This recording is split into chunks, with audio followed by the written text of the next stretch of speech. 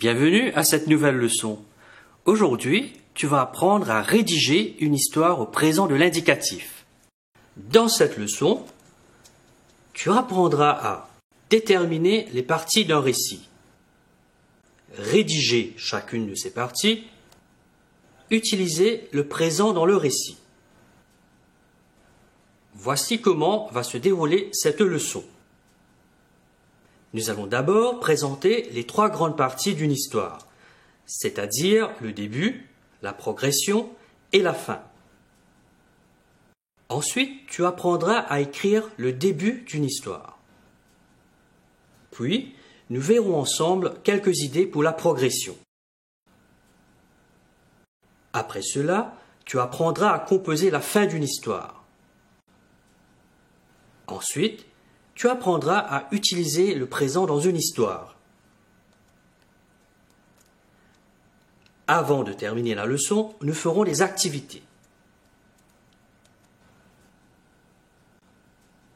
Petit rappel. Dans la leçon précédente, tu as appris les différentes valeurs du présent, notamment le présent d'énonciation, le présent de narration, le présent descriptif, le présent duratif, le présent d'habitude, le présent de vérité générale, le présent qui exprime un passé récent, le présent qui exprime un futur proche, le présent qui exprime l'hypothèse et le présent de la parole dans le discours direct. Aujourd'hui, tu vas apprendre à utiliser le présent pour rédiger une histoire. Prenons le titre suivant. Une journée à la plage. Une histoire doit comprendre trois phases. Un début, une progression et une fin. Voyons le début. Le début, c'est l'introduction. C'est un petit paragraphe.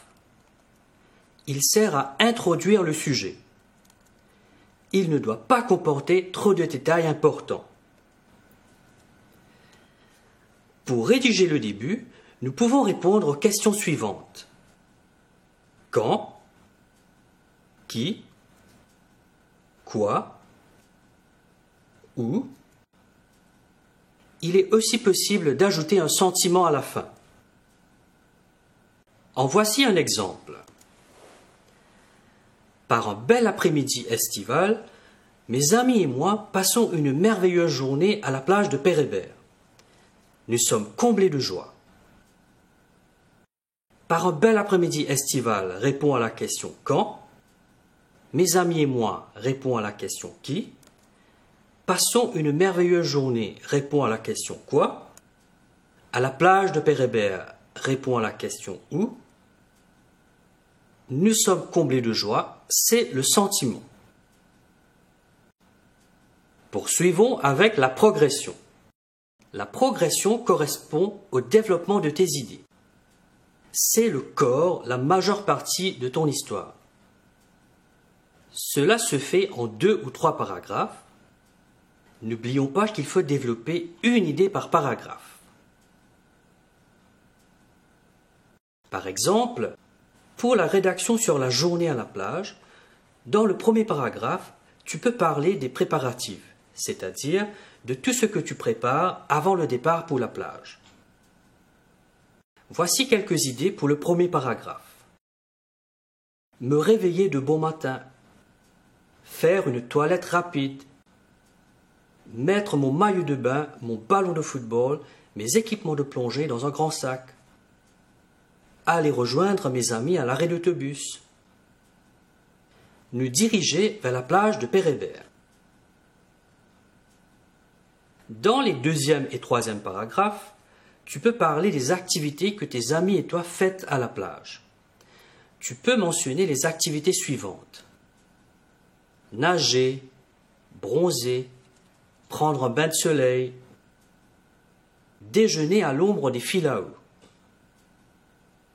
Faire de la plongée, du ski nautique, du kitesurf. construire des châteaux de sable, des pâtés de sable, ramasser des coquillages, faire une partie de football. N'oublions pas que les idées doivent être dans un ordre logique. Aussi, il serait bien d'inclure des sentiments de temps à autre. Par exemple, je suis fou de joie ou mes amis et moi sommes heureux comme des poissons dans l'eau.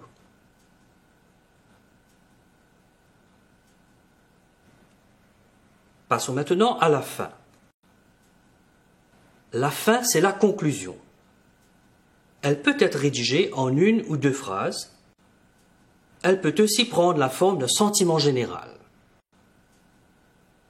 En voici deux exemples. Soit tu dis « Quelle belle journée j'ai passée, je ne suis pas prêt de l'oublier ». Soit tu peux aussi dire « Cette journée restera gravée dans ma mémoire à tout jamais ». Faisons le point sur ce que nous venons d'apprendre. Une histoire comprend trois phases. Un début, une progression et une fin. Le début, c'est l'introduction. La progression, c'est la partie dans laquelle tu racontes l'histoire. Cela se fait en 2 ou 3 paragraphes. Tu traites une idée par paragraphe. La fin, c'est la conclusion. Passons maintenant à des activités pour voir si tu as bien compris la leçon. Je te propose des extraits de rédaction et tu devras dire à quelle partie de la rédaction chaque extrait correspond. Imagine que tu as le titre suivant. Une fête d'anniversaire surprise. Maintenant, lis l'extrait suivant. Qu'est-ce que je me suis amusé à cette fête? Elle restera ancrée dans ma mémoire pour toujours. D'après toi, est-ce une introduction ou une conclusion? Ce texte est une conclusion, car il résume le sentiment du narrateur à la fin de la fête. Poursuivons avec le même titre. Lisons à présent un deuxième extrait. Par un samedi pas comme les autres, mes parents me font la surprise de célébrer mon anniversaire aux œufs de Casla. Je suis fou de joie. D'après toi, est-ce une introduction ou une conclusion? Il s'agit d'une introduction, car le narrateur introduit le sujet. Il mentionne ce qui suivra dans l'histoire sans donner de détails précis. Faisons la même activité avec un autre titre à présent. Imagine que tu as le titre suivant. Tu es témoin d'un vol à la tire, raconte. Maintenant, lisons l'extrait suivant. C'est un beau lundi après-midi. En marchant dans la rue, je vois un homme encagoulé arracher le sac d'une dame âgée. Je suis frappé de stupeur. À ton avis, est-ce une introduction ou une conclusion? Il s'agit d'une introduction, car le narrateur mentionne les éléments propres à l'introduction, notamment quand, qui, quoi, et il ajoute un sentiment. Voici un autre extrait du même titre. Depuis cette aventure, je me sens comme un véritable héros. Qu'en penses-tu? Est-ce une introduction ou une conclusion? Il s'agit d'une conclusion, car le narrateur résume son sentiment à la fin de cette expérience. Gardons toujours le même titre et lisons l'extrait suivant. Tout à coup, un homme encagoulé surgit de nulle part, s'approche d'une vieille dame et lui arrache son sac. Puis, tel un éclair, il prend la fuite. En voyant cette scène, je suis pris d'une grande colère. Sans perdre de temps, je me lance à la poursuite du malfrat.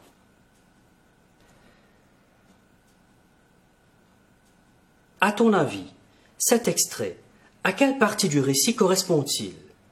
L'introduction, la progression ou la conclusion? Il s'agit d'un paragraphe de la progression, car le narrateur y développe une idée de son histoire. Faisons maintenant une autre activité. Dans le texte qui va suivre, tu devras dire pourquoi les verbes en gras sont conjugués au présent. Lisons d'abord le texte. La déception d'une voisine. Par une belle matinée dominicale, le téléphone sonne chez les Dupont. Il est déjà 11 heures. À ce moment précis, ils dorment profondément. Chaque dimanche, toute la famille fait la grasse matinée. Ce jour-là, la sonnerie stridente du téléphone résonne jusque chez les voisins. Madame Lafouine, la voisine, demande à son mari qui rentre à l'instant de la boutique. « Est-ce que tu crois qu'il leur est arrivé quelque chose ?» Monsieur Lafouine ne répond pas. Le pauvre homme prend sa retraite sous peu et il n'a pas envie de se mêler de la vie de ses voisins. Madame Lafouine est piquée au vif. Si elle reste à la maison, elle se disputera avec son mari. Un peu plus tard, elle sort pour aller espionner ses voisins. Dehors, la pelouse fraîchement tondue exhale un doux parfum de campagne. Arrivée devant le jardin des Dupont, Madame Lafouine est stupéfaite. Toute la famille Dupont déjeune avec d'autres voisins du quartier. Madame Lafouine comprend qu'elle n'a pas été invitée. En rentrant chez elle, la vieille femme jure qu'elle se vengera, car qui s'y frotte s'y pique. Maintenant que nous avons lu l'histoire, allons voir pourquoi les verbes en gras sont conjugués au présent. Par une belle matinée dominicale, le téléphone sonne chez les Dupont. Il est déjà 11 heures. À ce moment précis, ils dorment profondément. Chaque dimanche, toute la famille fait la grasse matinée. Ce jour-là, la sonnerie stridente du téléphone résonne jusque chez les voisins. Madame Lafouine, la voisine, demande à son mari qui rentre à l'instant de la boutique. « Est-ce que tu crois qu'il leur est arrivé quelque chose ?» Monsieur Lafouine ne répond pas. Le pauvre homme prend sa retraite sous peu et il n'a pas envie de se mêler de la vie de ses voisins. Madame Lafouine est piquée au vif. Si elle reste à la maison, elle se disputera avec son mari. Un peu plus tard, elle sort pour aller espionner ses voisins. Dehors, la pelouse fraîchement tondue exhale un doux parfum de campagne. Arrivée devant le jardin des Dupont, Madame Lafouine est frappée de stupeur. Toute la famille Dupont déjeune avec d'autres voisins du quartier. Madame Lafouine comprend qu'elle n'a pas été invitée. En rentrant chez elle, la vieille femme jure qu'elle se vengera, car qui s'y frotte s'y pique. Maintenant que nous avons lu l'histoire, allons voir pourquoi les verbes soulignés sont conjugués au présent. Par une belle matinée dominicale, le téléphone sonne chez les Dupont. Il est déjà 11 heures. À ce moment précis, ils dorment profondément. Le verbe dorme relève du présent d'énonciation. La locution adverbiale à ce moment précis indique que l'action des personnages se passe en même temps que le narrateur raconte l'action. Chaque dimanche, toute la famille fait la grasse matinée. Le verbe fait relève du présent d'habitude. Le complément circonstanciel de temps chaque dimanche indique l'habitude. Ce jour-là, la sonnerie stridente du téléphone résonne jusque chez les voisins. Madame Lafouine, la voisine, demande à son mari qui rentre à l'instant de la boutique.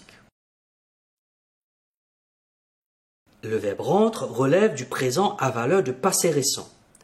L'indicateur temporel à l'instant indique que l'action est récente, c'est-à-dire qu'elle vient d'avoir lieu. Est-ce que tu crois qu'il leur est arrivé quelque chose ? Le verbe croire relève du présent de la parole du discours direct.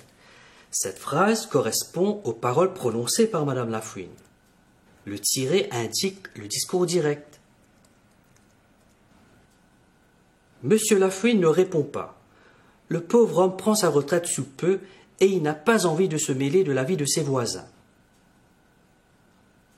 Le verbe prend relève du présent à valeur de futur proche. L'indicateur temporel sous peu indique que l'action se fera dans un futur très proche du moment présent. Madame Lafouine est piquée au vif. Si elle reste à la maison, elle se disputera avec son mari. Le verbe reste relève du présent qui exprime une hypothèse. La conjonction si indique la condition. Si Madame Lafouine reste à la maison, alors il y aura une dispute. Si elle sort, pas de dispute. Un peu plus tard, elle sort pour aller espionner ses voisins. Dehors, la pelouse fraîchement tondue exhale un doux parfum de campagne. Le verbe exhale relève du présent descriptif. Le verbe décrit l'action de la pelouse. Arrivée devant le jardin des Dupont, Madame Lafouine est stupéfaite. Le verbe est relève du présent descriptif, car il décrit l'état de choc dans lequel se trouve Madame Lafouine. Toute la famille Dupont déjeune avec d'autres voisins du quartier. Madame Lafouine comprend qu'elle n'a pas été invitée. En rentrant chez elle, la vieille femme jure qu'elle se vengera, car qui s'y frotte, s'y pique. Les verbes frotte et pique relèvent du présent de vérité générale.